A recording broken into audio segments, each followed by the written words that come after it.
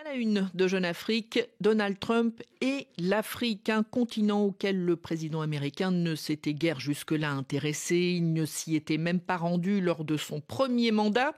Mais subitement, le voilà qui s'intéresse à l'Afrique du Sud d'une manière pour le moins agressive. Nous allons le voir avec vous, François Soudan. Bonjour. Bonjour Catherine. Jeune Afrique consacre aux derniers propos du président américain sur l'Afrique du Sud un article intitulé « Trump, Musk et la coalition des givrés ».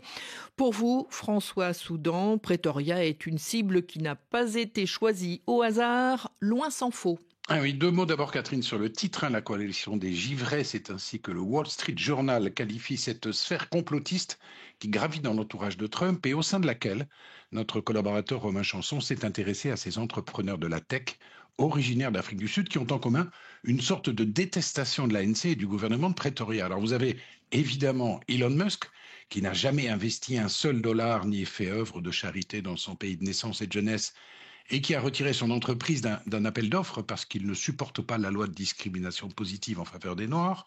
Autre figure de la tech, David Sachs, natif du Cap, nommé tsar de l'intelligence artificielle et des cryptos dans la nouvelle administration Trump. Vous avez Peter Thiel, élevé en Namibie avant l'indépendance et qui est aujourd'hui l'un des plus gros donateurs de Trump. Vous avez l'investisseur Roelof Botha, au nom célèbre puisqu'il est le petit-fils de Pik Botha, le dernier ministre des Affaires étrangères de l'apartheid. Mais aussi dans le domaine des médias, vous avez le propriétaire du Los Angeles Times, Patrick Soon-Shiong, la journaliste d'extrême droite Lara Logan, l'activiste ultra-conservateur Joel Pollak, qui est justement pressenti pour devenir le futur ambassadeur des États-Unis en Afrique du Sud.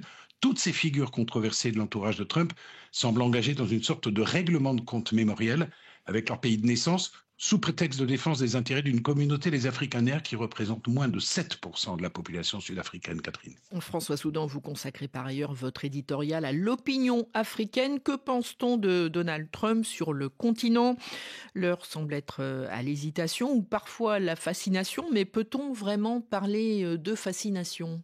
Alors, il y a révulsion, évidemment, mais il y a aussi fascination, il ne faut pas s'y tromper. Pour la trajectoire personnelle, la réussite financière, la résilience politique de Trump et des prosélytes du putscho-souverainisme en vigueur au Sahel se félicitent de la façon dont le président américain maltraite les ex-puissances coloniales européennes. Et n'oublions pas qu'il partage nombre de thèmes de la croisade anti-woke de Trump. Comme lui, ils sont anti-vax, climato-sceptiques, ils fustigent les droits des minorités sexuelles, ce qu'ils qualifient de décadence morale importée d'Occident, et les contraintes de la bonne gouvernance. Pour eux, Trump, c'est un petit peu une aubaine, Catherine. Dernier point, François Soudan, la diminution drastique de l'aide américaine à l'Afrique, ce qui pourrait d'une certaine manière faire le jeu de la Chine.